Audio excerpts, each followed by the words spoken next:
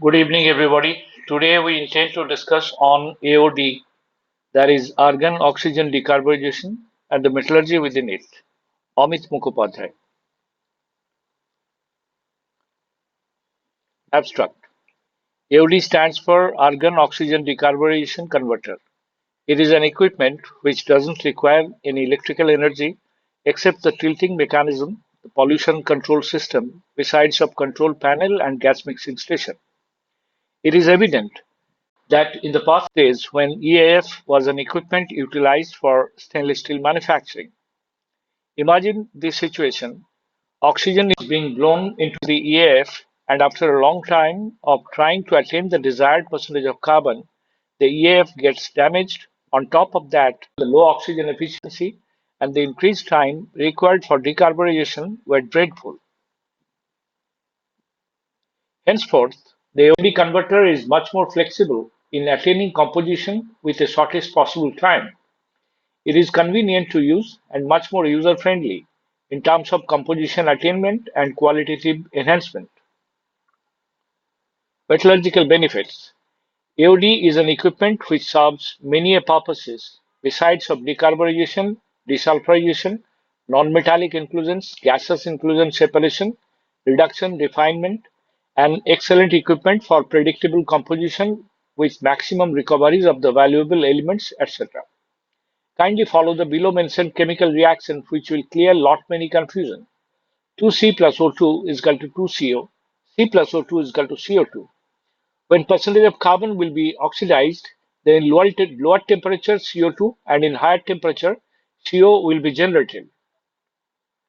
In AOD process, if we could utilize CO in proper way, then through post-combustion, energy can be utilized or we can do preheating or reheating like activities can be initiated.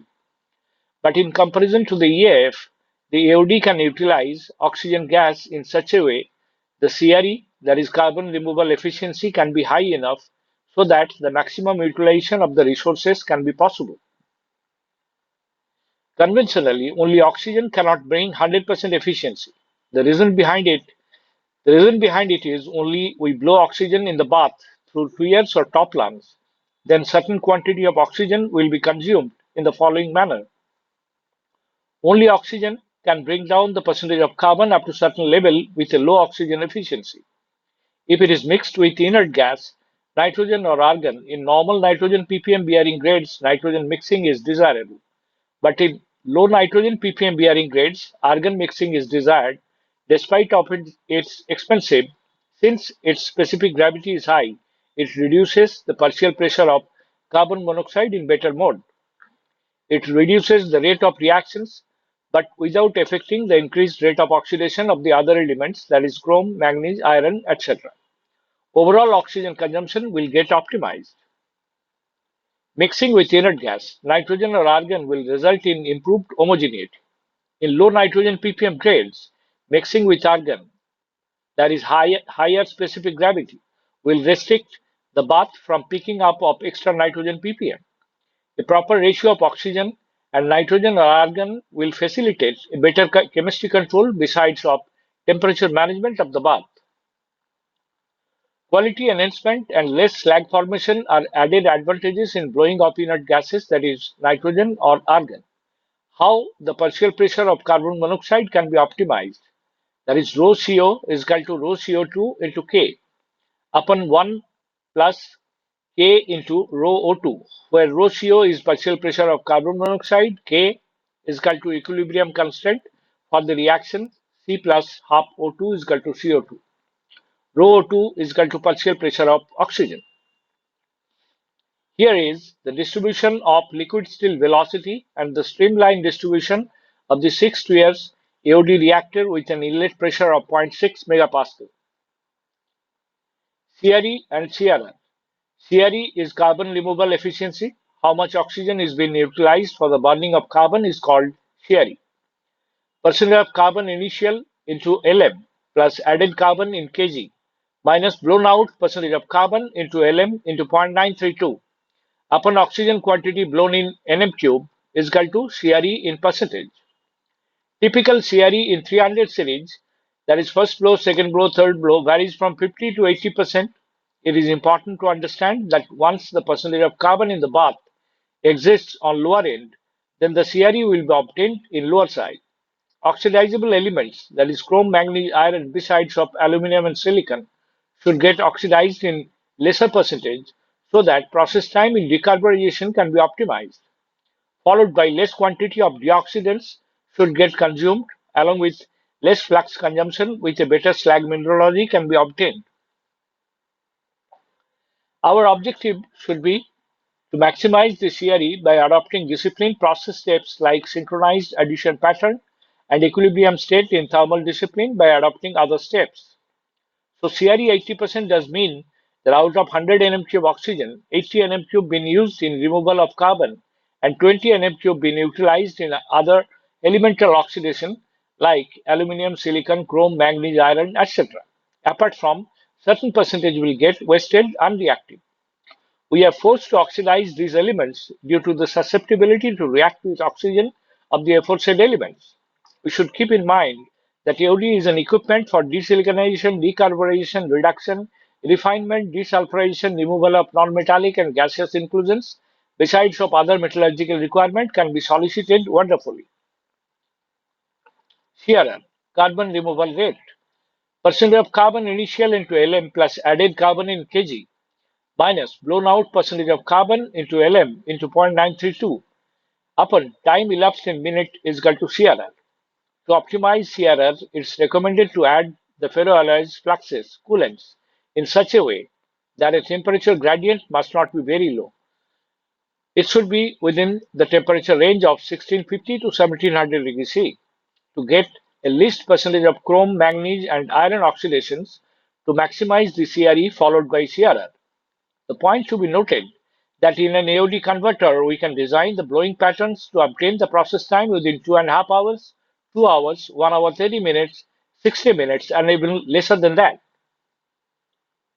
The whole designing of the process steps can be evaluated in such a way that the CRE can be maximized by calculated way like the desiliconation in SS or ferroalloys.